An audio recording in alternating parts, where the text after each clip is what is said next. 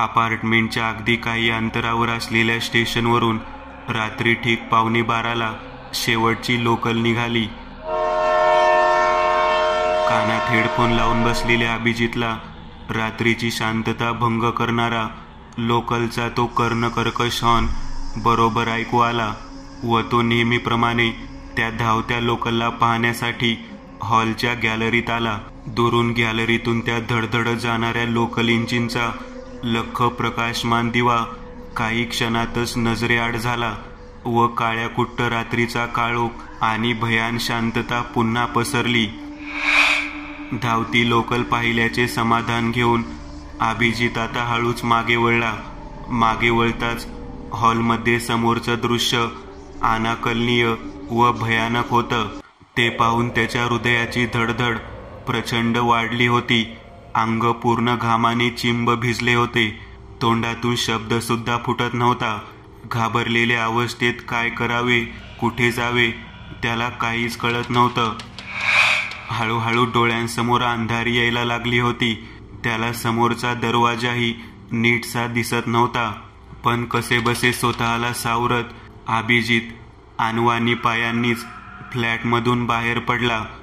Lift सोडून पायऱ्यांनीच तो 3 मजले खाली उतरत दुसऱ्या मजल्यावर आला. राहुलच्या फ्लॅटचा दरवाजा जोरजोरात ठोठावत रात्री 12 वाजता त्याने राहुल आणि त्याच्या सर्व रूम पार्टनर्सला खडबडून जागे केले. राहुलने दरवाजा उघडला तेव्हा अभिजित भोवळ येऊन जमिनीवर कोसळलेला होता. सर्वांनी त्याला उचलून आत आणलं, बेडवर टाकलं, त्याच्या तोंडावर पाणी मारलं. थंड पाण्याचे शिंतोडे चेहऱ्यावर पडताच अभिजितला शुद्ध आली खरी, पण त्याचा चेहरा भीतीने थरथरत होता. त्याच्या तोंडातून अर्धवट आणि बोबडे शब्द बाहेर पडत होते. त्याच्या अंगात तापही भरला होता. त्या रात्री राहुलने अभिजितला कसेबसे थोपटवत झोपी लावायचा प्रयत्न केला, पण अभिजितला शांत झोप लागत नव्हती. कित्येकदा तो झोपेत काहीतरी बडबडत होता.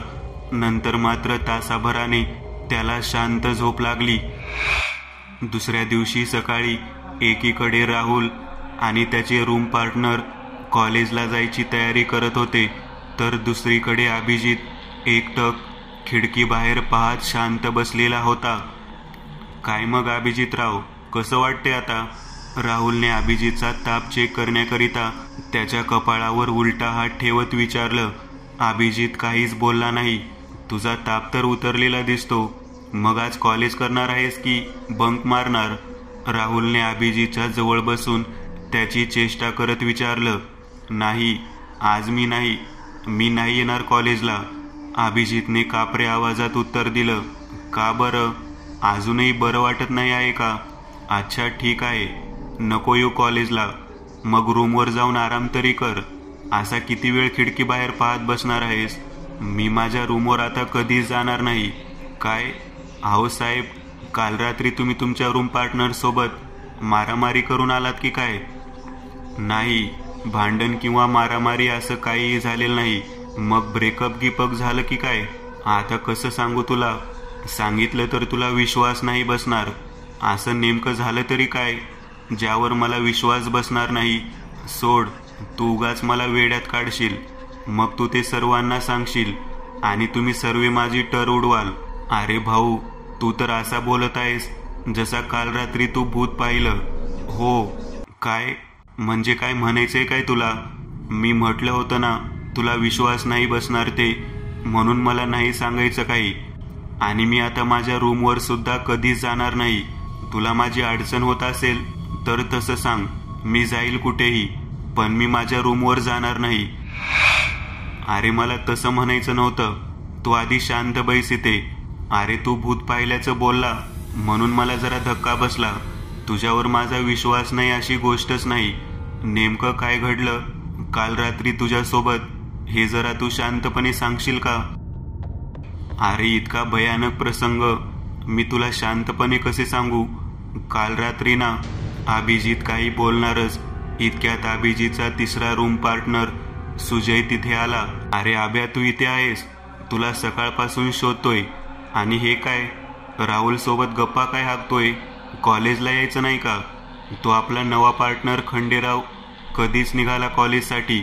तो गेला ना कॉलेजला, म्हणजे मी रूमवर आता जाऊ शकतो. पण नाही, तो संध्याकाळी परत येणार. नाही, मी नाही येणार आता रूमवर. तू जा कॉलेजला, मी नाही येणार. तो खंडेराव मला तिथे पण दिसणार. सुजय म्हणाला, अरे आभ्या, तू त्या काल परवा आलेल्या पार्टनरला इतका का घाबरतोय? मी रात्री झोपल्यावर तुमचा काही राडा झाला का? अच्छा, म्हणजे अभिजित काल रात्री तुला त्या खंडेरावने घाबरवले वाटतं आणि तू त्याला भूत समजून इकडे पळून आलास काय? तू काल रात्रीपासून इथे आहेस राहुलच्या रूमवर? हो. अरे सुजय, तुला किती उठवलं मी, गदागदा हलवलं, पण तू घोडे विकून झोपलेला होतास. दुसरीकडे तो खंडेराव, नाही, ते भयानक दृश्य आठवलं की अंगाचा थरकाप उडतो.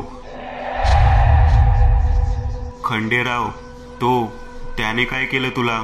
मी सांगतो. अरे सुजय, अभिजितचं असं म्हणणं आहे की त्याने काल तुमच्या रूमवर भूत पाहिलं. कुणाचं भूत पाहिलं? त्या खंडेराव आणि भूताचा काय संबंध हे तो मला आता सांगणारच होता, इतक्यात तू आलास. सुजय मान खाली करून बसलेल्या अभिजितच्या जवळ जात, तू घाबरू नकोस. अरे त्याने तुझी मस्करी करण्यासाठी सोंग घेतला असणार. इतकं भयानक सोंग? अरे सुजय, मला सांग, कोणी मस्करी म्हणून हवेत उलटं लटकत असतं का? काय? सुजय, काल रात्री तू झोपी गेल्यावर मी हेडफोन कानात टाकून गाणे ऐकत हॉलमध्ये माझ्या बेडवर पसरलेलो होतो. खंडेराव त्याच्या बेडवर बसून अभ्यास करत होता. नेहमीप्रमाणे हॉर्नचा आवाज येताच शेवटची लोकल पाहण्यासाठी मी गॅलरीत गेलो. काही क्षणातच ती लोकल नजरेआड झाली. मी पुन्हा आपल्या जागेवर जाण्यासाठी पलटलो तेव्हा समोरचं दृश्य भयानक होतं. काही क्षणापूर्वी बेडवर इंजिनिअरिंग ड्रायव्हिंगचा बोर्ड घेऊन बसलेला खंडेराव आता बेडवर उलटा उभा होता. त्याचं डोकं खाली बेडवर टेकलेलं व पाय सरळ वर लटकत होते. त्याचे डोळे बंद होते. आधी वाटलं की तो शीर्षासन करत असावा, पण जेव्हा मी त्याला हाक मारली तेव्हा तो काहीच बोलला नाही. आता मात्र तो माझी नक्कीच मस्करी करत असावा म्हणून मी त्याच्या पायांवर जोरात चापट मारली, पण तो जराही जागचा हलला नाही. उलट माझ्या बोटातली सोन्याची अंगठी चिपकली व माझं बोट त्यात वाईटरित्या फसलं. इकडे बोटात रक्त गोठू नये म्हणून मी ती अंगठी बोटातून उपसण्याचा प्रयत्न करत होतो व तिकडे खंडेराव हळूहळू हवेत तरंगायला लागला होता. आता मात्र मला हा भुताटकी प्रकार पाहून भीती वाटत होती, म्हणून मी ओरडून त्याला म्हटले, खंडेराव, बस कर आता, पुरे झाली ही मस्करी. असं म्हणताच हवेत उलटा लटकलेला खंडेरावने डोळे उघडले, पण त्याच्या डोळ्यांच्या बावल्या गरगरत होत्या व त्याच्या चेहऱ्यावर सैतानी हास्य होतं. त्याचं ते सैतानी रूप पाहून मी घामाघूम झालो. काय चाललंय काहीच कळत नव्हतं. मी जसा जसा मागे सरकत होतो तसा तसा तो माझ्या जवळ येत होता. सुजय, तू तेव्हा बाजूच्या रूममध्ये झोपलेला होता. तुला झोपेत न उठवण्यासाठी मी पटकन तुझ्या रूममध्ये आलो. तुझ्या बेडजवळून सुद्धा हॉलमध्ये हवेत उलटा लटकलेला खंडेराव स्पष्ट दिसत होता. मी तुला खूप गदागदा हलवलं, पण तू काही जागा झाला नाहीस. आता मात्र खंडेराव जोरजोरात हसायला सुद्धा लागला होता. ते राक्षसी हास्य नक्कीच त्याचं नव्हतं. त्याच्या शरीरातून प्रत्यक्ष सैतानच हसत असावा असं वाटत होतं. माझ्या हृदयाचे ठोके प्रचंड वाढले होते व डोळ्यासमोर अंधारी सुद्धा येत होती. फ्लॅटवरून पळताना साधी चप्पल सुद्धा मला दिसली नव्हती. कसा बसा अनवाणी पायांनी मी बाहेर पडलो व राहुलच्या फ्लॅट समोर आलो. पुढचं मला काहीच आठवत नाही. सकाळी उठलो तेव्हा पुन्हा डोळ्यासमोर तेच भयानक दृश्य आल्याने आता रूमवर पुन्हा जायची हिंमतच होत नाही. तो झपाटलेला खंडेराव जेव्हापर्यंत तिथे राहतोय मी कधीच रूमवर येणार नाही. सुजय, अरे तेव्हा रात्री गाढ झोपेतून मी उठलो नाही त्याकरिता सॉरी, पण असं किती दिवस चालणार? आज खंडेरावला त्या रूपात तू पाहिलंस आणि हेच उद्या माझ्यासोबत घडलं तर आपल्याला घाबरून नाही चालणार. खंडेराव सोबत नेमका लोचा काय आहे हे आधी जाणून घ्यायला हवं. म्हणजे तू करणार काय आहेस आणि काय जाणून घ्यायचंय तुला? हेच की रोज रात्री तो खंडेराव भूत बनतो ते? हो, अगदी बरोबर. मला हेच जाणून घ्यायचं आहे की तो रोज रात्री खरंच असं वागत असेल तर हे त्याला तरी कळते का? नको, काही गरज नाही हे जाणून घ्यायची. आपण त्याच्यापासून 10 हात लांबच राहू. म्हणजे तुला त्याच्यासोबत राहायचंय तर राहा, मात्र मी चाललो माझ्या काकांकडे राहायला. तू पण ना अभिजित फट्टू आहेस यार. काय मी फट्टू आहे? अरे काल रात्रीचा खेळ जर तुम्ही पाहिला असताना फाटून हातात आली असती, मग कळलं असतं खरा फट्टू कोण आहे ते. राहुल दोघांनाही समजावत, हे पहा, ते सर्व सोडा. त्याआधी आपण एक काम करू. आज कॉलेज सुटल्यावर खंडेरावला रस्त्यातच गाठू आणि खरं काय ते त्याला विचारू. काय म्हणता सांगा. अभिजित आणि सुजय दोघांना ही गोष्ट पटली व त्यांनी राहुलला अंगठा दाखवला. कॉलेज सुटल्यावर तिघेही खंडेरावला गाठण्यासाठी त्याच्या मागावर निघाले. पण खंडेराव कॉलेज सुटल्यावर रूमचा रस्ता सोडून भलतीकडे चालत निघाला. तो नेमका कुठे जातोय हे तिघांनाही कळत नव्हतं. खंडेराव चालत चालत लोकांना कसला तरी पत्ता विचारत असावा असं प्रथमदर्शनीच तिघांच्याही लक्षात आलं. खंडेरावचा पाठलाग करत करत ते तिघेही श्री दत्तात्रेयच्या देवळात पोहोचले. खंडेराव देवळाच्या गाभाऱ्यात गेला असता पुजाऱ्याने त्याच्या हातावर एक धागा बांधला. मग श्री दत्तात्रेयाला साष्टांग दंडवत घालून त्याने 11 प्रदक्षिणा घातल्या. अभिजित, सुजय आणि राहुल दीपस्तंभाजवळ उभे राहून खंडेराववर लक्ष ठेवून होते. पण खंडेरावची 11वी प्रदक्षिणा पूर्ण होताच गर्दीत तो दिसेनासा झाला. तिघांनीही त्याला खूप शोधलं, पण खंडेराव काही त्यांना सापडला नाही. मग काय, रूमची वाट धरत ते तिघेही रस्त्याने कुठे दिसतो का म्हणून खंडेरावला शोधू लागले. खंडेराव एकतर आणखी कुठे गेला असावा अथवा रूमवर परतला असावा असा विचार करून तिघेही अपार्टमेंटच्या पार्किंगमध्ये थांबले. राहुल कुतूहलाने, मला सांगा, याला किती दिवस झाले तरी तुमच्या रूमवर येऊन? कालची त्याची पहिली रात्र होती आमच्या रूमवरती. काय, पहिलीच रात्र होती? हो, अरे मीच घेऊन आलो होतो त्याला. माझ्या गावाकडचा आहे, कमी बोलणारा, शांत व गरीब घरचा आहे. आणि शिवाय आम्हाला तिसरा रूम पार्टनरही हवा होता, भाडं शेअर करण्याकरिता. अरे ते सर्व ठीक आहे, पण आजच्या रात्रीचं कसं? मी नाही जाणार रूमवर. आणि सुजयचं काय? काय म्हणजे काय? मला जावंच लागणार. राहुल आणि अभिजित दोघेही सोबत. काय, तू जाणार? अरे सुजय, प्लीज ऐक माझं. तू आजची रात्र माझ्यासोबत चल काकांकडे. तो खंडेराव भूत आहे, भूत. त्याला जर तू त्या रूपात पाहिलंस तर बेशुद्ध होशील माझ्यासारखा. फक्त आजची रात्र बाहेर थांबू आपण. उद्या त्याचा काहीतरी बंदोबस्त करू. अरे अभिजित, तुझं ना काहीतरी चुकतंय. पाहिलंच नाही का तू त्याला देवळात जाताना? भूत कधी देवळात जात असतं का? अरे खंडेरावच्या अंगात भूत असतं ना तर तो गाभाऱ्यात प्रवेशच करू शकला नसता. मी बरोबर बोलतोय ना? म्हणजे तुला माझ्यावर विश्वास नाही? हे पहा, तू जे पाहिलं ते नक्कीच खरं असेल, पण असं होऊ शकते की त्याला काही मानसिक आजार असेल व त्याच्यासोबत रात्री जे काही घडत असावं हे सकाळी त्याला आठवत नसावं. हो यार, सुजय जे म्हणतोय ते पटतंय मला. अरे राहुल, आता तू पण, तुलाही माझं म्हणणं खोटं वाटतंय. अरे कसं सांगू तुम्हाला, तो जर एक मानसिक रोगी आहे तर उलटा हवेत का तरंगेल?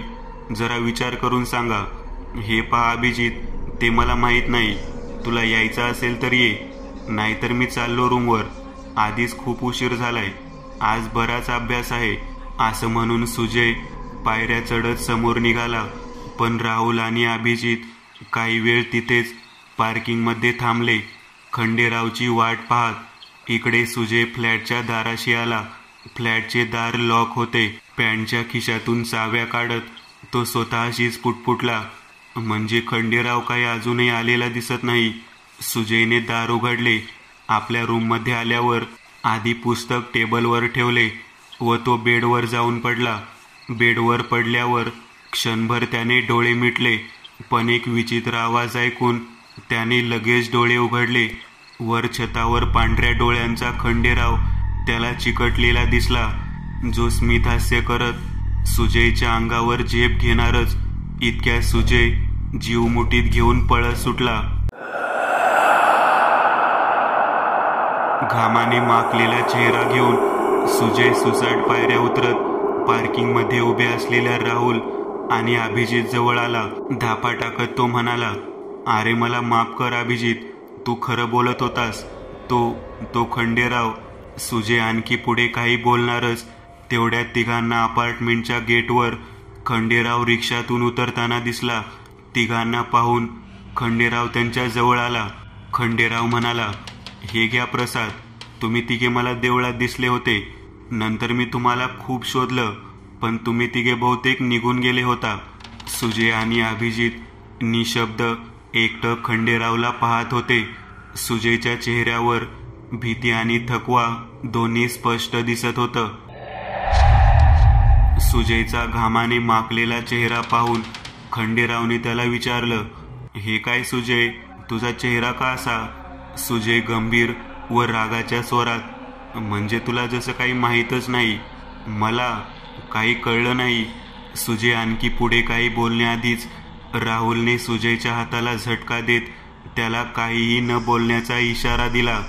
राहुल म्हणाला, अरे काही नाही, तो देवळापासून इथवर पळत आला ना, म्हणून घामाने चिंब झालाय, बाकी काही नाही. खंडेराव सुजय आणि अभिजितकडे पाहून, अच्छा बरं, चला मग सोबत रूमवर जाऊ. सुजय आणि अभिजित एकमेकांकडे पाहतात. राहुल गोंधळून पटकन उत्तर देतो, अरे खंडेराव, तू जा रूमवर, आम्ही तिघे जरा लायब्ररीत जाऊन येतो. खंडेराव, लायब्ररीत आता? अच्छा ठीक आहे, या जाऊन, रात्री पुन्हा भेटूच. खंडेराव रूमवर जाण्यासाठी निघतो आणि इकडे ते तिघे सुटकेचा निश्वास टाकतात. अभिजित, अरे सुजय, सांग नेमकं झालं तरी काय? तू धावत धावत आलास आणि खंडेरावबद्दल काहीतरी सांगणार होतास. सुजय ते सर्व आठवून घाबरलेल्या अवस्थेत, अरे अभिजित, राहुल, मला माफ करा, पण आता मला विश्वास बसलाय की खंडेराव सोबत नक्कीच काहीतरी लोचा आहे. मी जेव्हा एकटा रूमवर माझ्या बेडवर पडून होतो तेव्हा हा खंडेराव वर छताला चिकटून होता. त्याचे डोळे पांढरे होते. वर राक्षसी हास्य करत त्याने माझ्यावर झडप मारली. कसाबसा त्याचा हल्ला मी चुकवत मी इथवर सुसाट धावत आलो. मलाही आता खूप भीती वाटत आहे त्याच्या या भूताटकी रूपाची. अभिजित, पण एक गोष्ट कळत नाही की खंडेराव जर बाहेर होता तर मग तो कोण होता ज्याने तुझ्यावर हल्ला केला? राहुल, सुजय, अभिजित, हे सर्व आपल्या समजण्यापलीकडचं आहे. याबद्दल कुणी जाणकारच आपली मदत करू शकतो. जाणकार? तो कुठे भेटेल आपल्याला? तिथेच त्या मंदिरात. तो व्यक्ती म्हणजे तिथला पुजारी, ज्याने खंडेरावच्या मनगटावर दोरा बांधला होता. अरे हो, तो पुजारी. त्याला नक्कीच ठाऊक असेल, कारण त्या पुजाऱ्याने इतर कोणाला दोरा बांधल्याचं मला तरी आठवत नाही. चला तर मग, ते मंदिर बंद होण्याच्या आत त्या पुजाऱ्याला गाठू आपण. ते तिघे मंदिरात पोहोचतात. पुजारी घरी निघण्याच्या तयारीत सायकलवर स्वार होणार असतो. इतक्यात अभिजित हिम्मत करत त्यांना थांबवतो. काका, काका, थांबा. राहुल, काका, तुम्हाला घाई नसेल तर थोडं बोलायचं होतं. पुजारी घरी निघण्याच्या घाईत, श्री गुरुदेव दत्त. बोला, काय बोलायचं होतं? काका, आता तासभरापूर्वी आपल्याकडे आमचा एक मित्र आला होता, ज्याच्या मनगटावर तुम्ही काळा धागा बांधला. पुजारी, नावा काय? त्याचं नाव खंडेराव, असा उंच पुरा आणि धिप्पाड. अच्छा, तो. तर त्याचं काय? म्हणजे आम्हाला असं विचारायचं होतं की त्याला तुम्ही तो अभिमांत्रित धागा जो बांधला, तर तो का बांधला? का बांधला म्हणजे हा काय प्रश्न झाला? आता का बांधला म्हणजे त्याला त्याची गरज होती म्हणून. आम्हाला तेच जाणून घ्यायचं आहे की त्याला अशी काय गरज होती. हे पहा, ती त्याची वैयक्तिक गरज, आणि ती गोष्ट अशी आहे की मी तुम्हाला त्याच्या परवानगीशिवाय नाही सांगू शकत. मला माफ करा, मी येतो. मला आधीच उशीर होतोय. थांबा काका, विषय जरा गंभीर आहे. आम्ही जे पाहिलंय ते काय होतं तुम्ही सांगू शकाल का? काय पाहिलं तुम्ही? म्हणजे तुम्ही सर्व जाणता की खंडेराव सोबत काय प्रकार आहे ते? हो, मला फक्त एवढं माहीत आहे की तो आणि त्याची आई दोघेही काळी विद्येचे शिकार आहेत. पण काका, यावर काही उपाय असेल तर कृपया सांगा, कारण तो आमचा रूम पार्टनरच नाही तर मित्र सुद्धा आहे.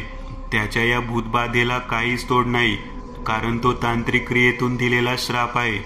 असे श्राप निरस्त करण्यासाठी योग्य वेळ आणि योग्य साधनेची गरज असते.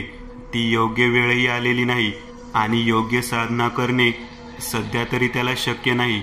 म्हणून तात्पुरता उपाय म्हणून श्री दत्तगुरूंचा आशीर्वाद त्याच्या मनगटावर बांधलाय. पण जेव्हा धागा सुटेल तेव्हा पुन्हा खेळ चालू होणार. म्हणून तुम्ही सावध राहा आणि सहन होत नसेल तर त्याला कुठे दुसरीकडे एकटे राहण्याकरिता रूम शोधून द्या. हो, हे खरंय की रोज त्याला त्या भूताटकी रूपात पाहण्याची हिंमत आमच्यात तरी नाही, पण आपल्या मित्राला असं एकटं सोडणं योग्य वाटत नाही. मग आता काय केलंय? तुम्ही त्याला एकटंच सोडून आलात ना? हो, म्हणजे आता तो रूमवर एकटाच असेल. काका, तो सध्या रूमवर एकटा आहे, तर त्यालाही याची जाणीव असेलच ना की तो झपाटल्या जातोय ते? नाही, त्याला फक्त एवढंच माहीत आहे की रात्री त्याच्यासोबत जे काही घडते ते त्याला सकाळी आठवतच नाही. जणू काही कुणी त्याच्या रात्रीचा वेळ चोरला असावा. पण जर त्याच्यातला भूत त्याने स्वतः पाहिला तर? तुम्हाला उशीर होतोय, तुम्ही तिघे लवकर निघा. पण काका, पणगीन काही नाही, तुम्ही लवकर निघा, नाहीतर वेळ निघून जाईल. हरामखोरांनो, लवकर निघा, त्याला थांबवा. होय काका, मला तुमचा इशारा कळालाय. तिघेही सुसाट पळत सुटतात. रूमवर पोहोचताच फ्लॅटचा दरवाजा उघडाच असतो आणि खंडेराव रूमवर नसतो. त्याच्या टेबलवर एक सोडचिठ्ठी असते आणि त्यावर एक काळा धागा ठेवलेला असतो. खंडेराव आपल्या सोडचिठ्ठीतून, तुम्ही मला का टाळत होता हे आता मला कळलं आहे. आज माझा खरा चेहरा मी आरशात पाहिला तेव्हा कळलं की माझ्या कित्येक रात्र कुणी चोरल्या ते. पण आता नाही चोरू देणार. उलट मी चिरनिद्रेत गेलेलं बरं. तुमचा खंडेराव. अभिजित ती चिठ्ठी वाचतो व त्याच्या डोळ्यातून अश्रू वाहू लागतात. तो कोसळून खाली बसतो आणि इतक्यात त्याला लोकल ट्रेनचा जोरदार हॉर्न ऐकू येतो. तो हॉर्न ऐकताच अभिजित नेहमीप्रमाणे धावत गॅलरीत जातो. गॅलरीतून त्याला ट्रेनच्या प्रकाशात रुळावर उभा खंडेराव दिसतो. त्याला पाहताच अभिजित जोरात ओरडतो, खंडेराव, बाजूला हो. पण पांढरे डोळे आणि राक्षसी स्मित हास्य करत खंडेराव रुळावर स्तब्ध उभा असतो. अभिजितचं ओरडणं ऐकून राहुल आणि सुजय गॅलरीत येतात आणि खंडेरावला लोकल ट्रेन समोर रुळावर उभा पाहून ओरडायला लागतात. अरे, इथून ओरडण्यात अर्थ नाही, चला लवकर. तिघेही धावत पायऱ्या उतरतात व अपार्टमेंटच्या मागे रेल्वे रुळाकडे धावत सुटतात. पण आता उशीर झालेला असतो. लोकल हॉर्न देत सुसाट निघते आणि बघता बघता नजरेआड होते. खेळ संपलेला असतो. रडत ओरडत तिघेही जेव्हा रुळावर छिन्न विछिन्न झालेल्या खंडेरावच्या देहाला शोधायला येतात तेव्हा मात्र त्यांना तिथे काहीच सापडत नाही. अश्रू पुसत आश्चर्याने तिघेही एकमेकांकडे पाहतात आणि तेवढ्यात त्यांना त्यांच्या फ्लॅटच्या गॅलरीत खंडेराव उभा दिसतो. त्याला जिवंत पाहून तिघांनाही खूप आनंद होतो. तिघांच्याही चेहऱ्यावर एक स्मित हास्य येते. खंडेराव गॅलरीतून तिघांनाही आवाज देत असतो, पण बाजूने येणाऱ्या ट्रेनच्या आवाजात त्यांना काहीच ऐकू येत नाही. सदर कथा ही सत्य घटनेवर आधारित असल्यामुळे ठिकाणांचे व व्यक्तींची नावे बदलण्यात आली आहेत.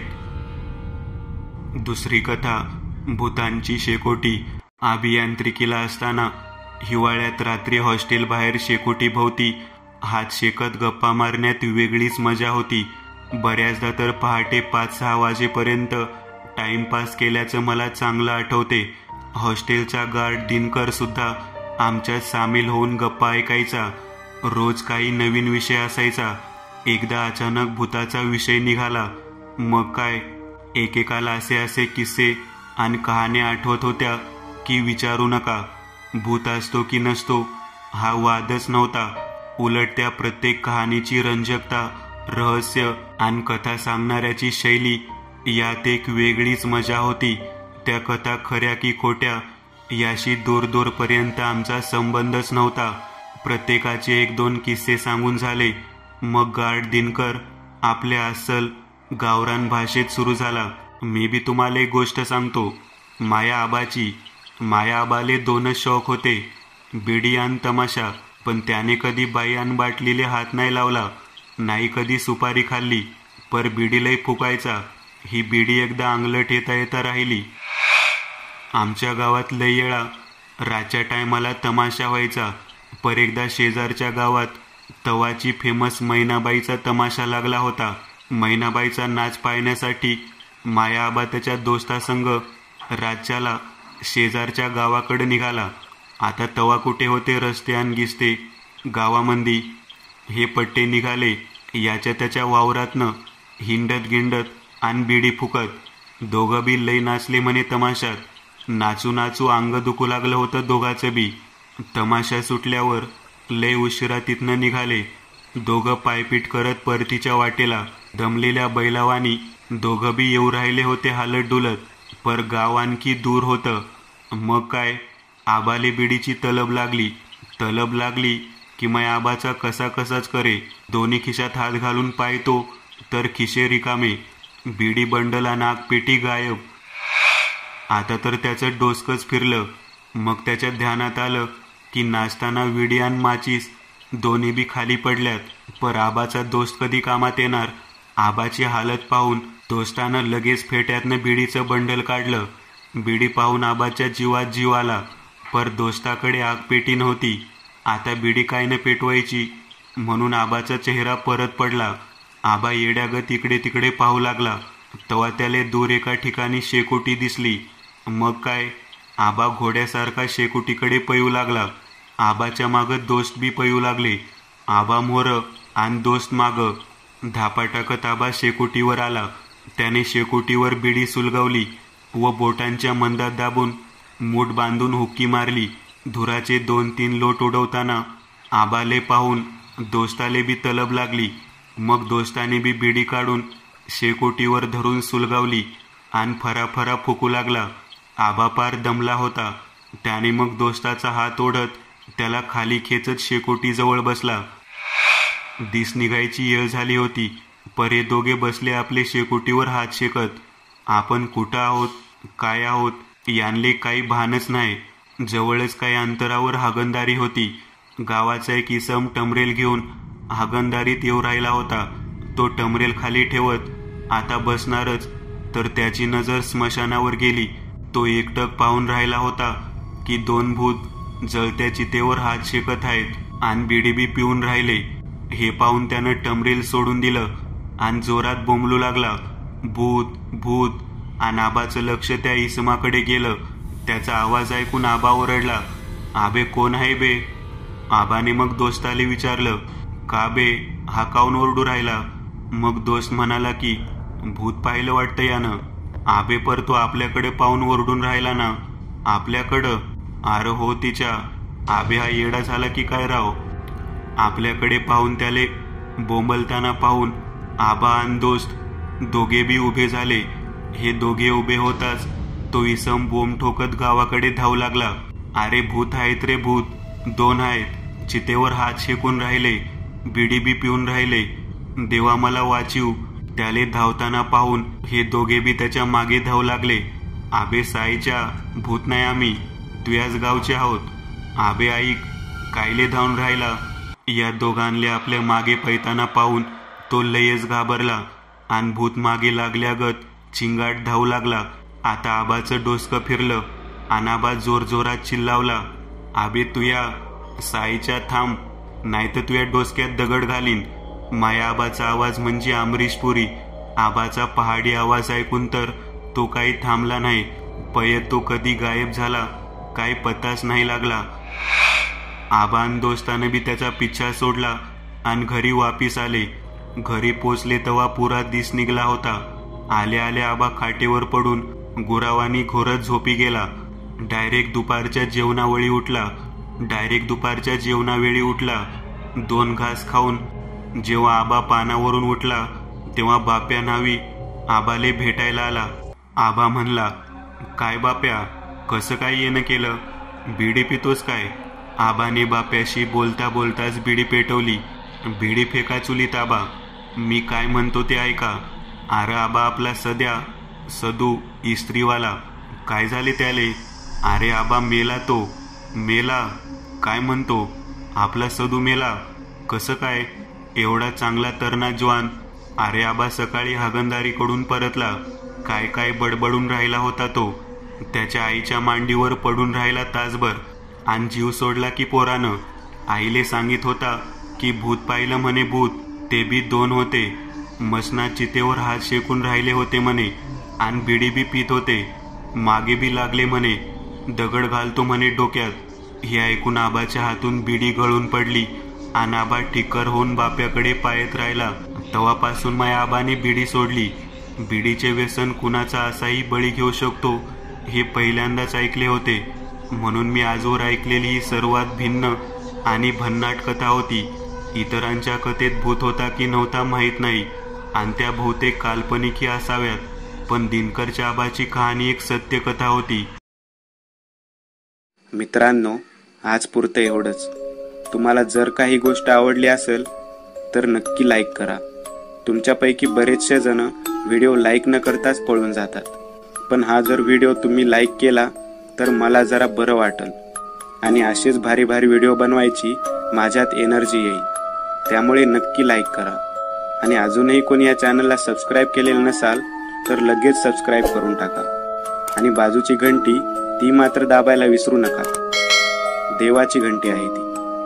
चला तर मग पुन्हा भेटूया अशीच एक आगळी वेगळी गोष्ट घेऊन पुढच्या